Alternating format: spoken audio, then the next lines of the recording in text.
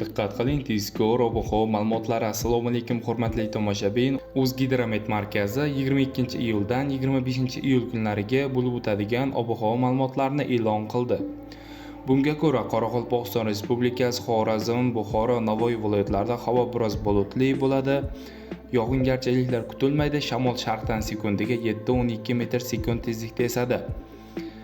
Haroratlar kechalari 20-25 daraja iliq bo'ladi. Kunduz kunlari 22-24 iyul kunlari 32-37 daraja iliq bo'ladi. 25-iyulga kelib havo haroratlari biroz ko'tariladi.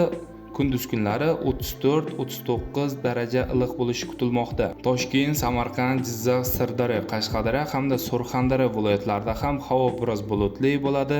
Yog'ingarchiliklar kutilmaydi. Shamol sharqdan sekundiga 7-12 metr/sekund tezlikda esadi. Haroratlar kechalari 20-25 daraja iliq, kunduz kunlari 22-23 iyul kunlari 30-35 daraja iliq bo'ladi. 24-25 iyul kunlari esa 32-37 daraja iliq bo'lishi kutilmoqda. Qashqadaryo, Surxondaryo viloyatlarida esa bu holat 35-40 daraja, ayrim joylarda bundan ham oshib ketishi kutilmoqda. Respublikamizning vodiy hududlari, ya'ni Andijon, Farg'ona, Namangan viloyatlarida ham havo biroz bulutli bo'ladi.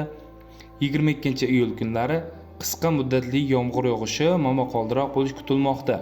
23-25 iyul kunlari esa yog'ingarchiliklar kutilmaydi. Shamol sharqdan sekundiga 7-12 metr/sekund tezlikda esadi.